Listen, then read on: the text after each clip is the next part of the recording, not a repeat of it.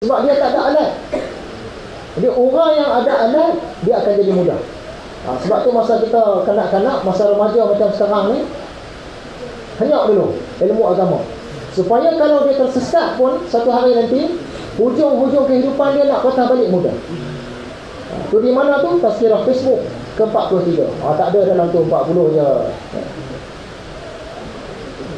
Baik, sambung lagi. Boleh sambung lagi jangan jemu-jemu. Sekarang kita faham dah. Yang nak bawa diri kita ke akhirat ini ialah hati. Kita nak betulkan hati kita mulai hari ini. Cara nak betulkan hati dari mana? Melalui ilmu agama.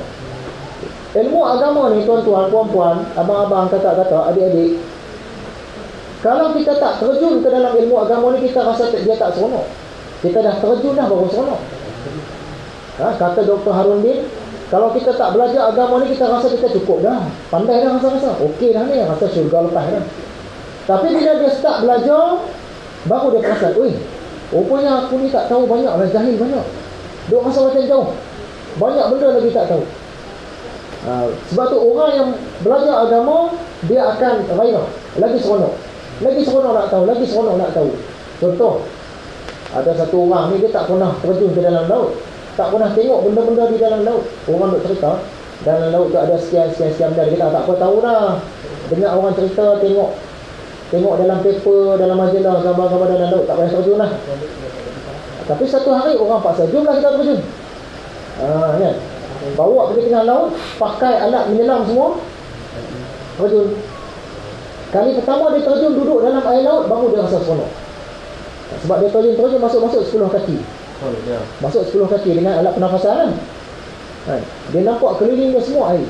Dia tak pernah rasa keadaan macam tu. Di bawah sana 30 kaki dasar laut. Udara di atas seolah-olah langit, dasar laut seolah-olah bumi.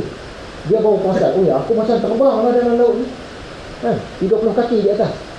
Baru dia rasa seronok. Seronok dalam laut ni. Baru dia rasa nak menyelam, dia pun menyelam dalam ni. Pelajaran agama ni contohnya, kita terjun ke dalam agama, baru kita rasa seronok. Kita tak terjun, tak rasa seronok. Bila dia menyelam dalam lagi, baru dia nampak ikan. Ada ikan. Nampak ikan duk berenang tepi-tepi dia kan? Lagi seronok. Berenang dalam ni, menyelam dalam lagi, nampak lagi banyak ikan. Pelbagai jenis ikan, macam-macam warna, berjuta-juta. Ada besar, ada kecil, ada cantik, ada hodoh. Ada ikan duyung, ada ikan dugong. Nampak macam-macam ada. Seronoknya. Membuatkan dia rasa nak selam lagi.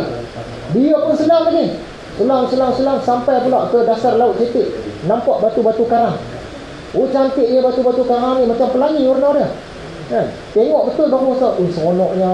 Tengok televisyen tak seronok lagi. Sebab dia dah terjun dah. Nampak pula makhluk-makhluk yang ganjil-ganjil.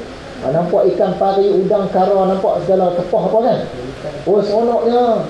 Timbul dalam hati dia nak pergi selam ke dalam lautan dasar, yang lautan hitam lah.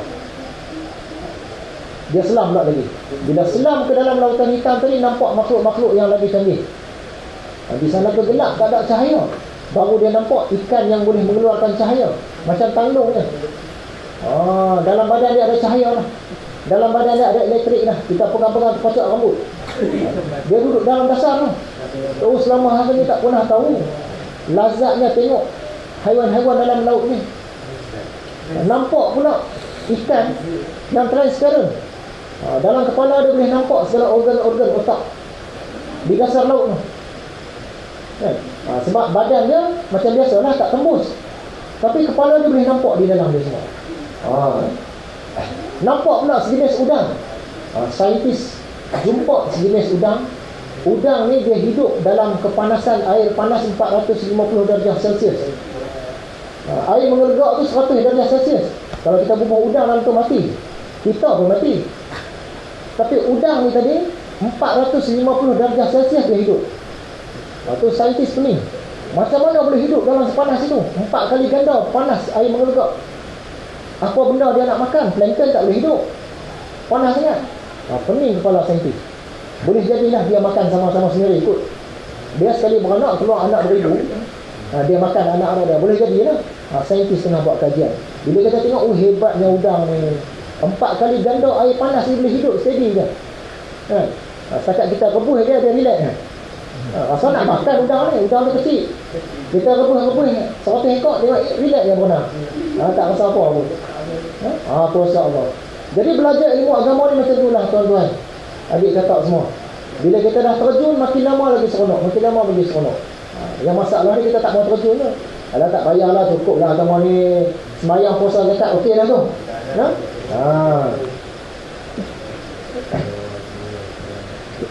Nak habis dah. Sikit lagi. Yang terakhir, cara-cara nak berjaya dalam agama. Kita faham tadi dah. Yang tentukan kehidupan kita ni atas usaha kita ialah hati. Nak bersihkan hati melalui agama. Nak jaya dalam agama ni, antaranya kena berkorban. Saya ringkaskanlah. Berkorban ni dalam tazkirah Facebook 42, tak ada dalam tu, tak boleh tengok lah. Yang kedua, kena berguru. Kalau tak berguru pun boleh. Tapi masalah dia, kita tak berguru ni, dia kemungkinan untuk salah tu ada, besar. Kalau berguru ni boleh jadi salah juga kan, ajaran sesat ke apa-apa, tapi kemungkinan dia tu kecil. Dengan berguru dia mudah. Yang ketiga, kita kena ada idola.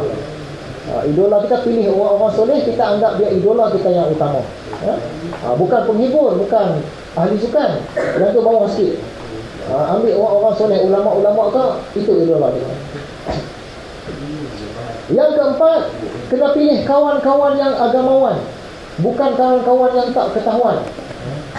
Kawan-kawan yang agamawan ni maksudnya dia mahu kepada agama.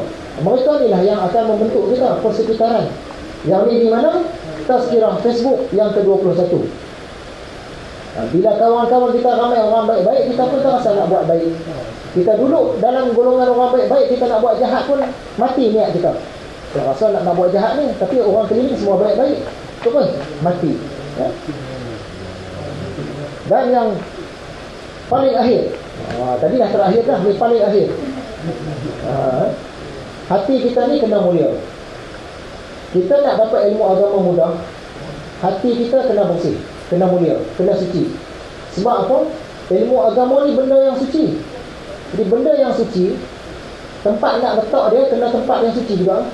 Benda yang mulia, tempat letak dia tempat yang mulia juga. Contoh, cincin perkahwinan, cincin pertunangan, kita letak atas tempat yang cantik kan, orang jual. Takkan kita nak balut dengan daun daun keladi kan, balut daun keladi buat hantaran. Tak kena dengan tempatnya. Cincin tu dah mulia, balut dengan daun keladi. Kita apa punya orang ni, tak ada bangsa, tak ada adab kan? Ilmu agama pun macam tu juga. Kita dah tahu dah ilmu tu benda mulia, hati kita kena bersihkan. Nak bersihkan tadi dengan cara mengekang sifat-sifat mazmumah. Jadi nampaknya sekarang itu sajalah perkongsian kita pada kali ini. Apa yang saya sebutkan tadi insya-Allah ada di dalam tazkirah Facebook yang boleh tuan-tuan gunakan. Manalah tahu satu hari nanti nak bagi tazkirah, orang kata okey, esok apa ni nak kata apa tahu puan? Syaril. Esok pagi Syahril, kamu tugasan kamu bagi tazkirah. Allah nak cerita apa ni? Tengok tazkirah Facebook. Kutip boleh bagi lah. Kalau kita buat ucapan pun boleh selit-selit lah. Itu cara guna dia. Jadi nampaknya sekarang itu saja perkongsian kita pada kali ini. InsyaAllah kita berjumpa lagi dalam kuliah-kuliah yang akan datang insyaAllah. Dengan itu wabillahi taufiq wal hidayah. Assalamualaikum warahmatullahi wabarakatuh.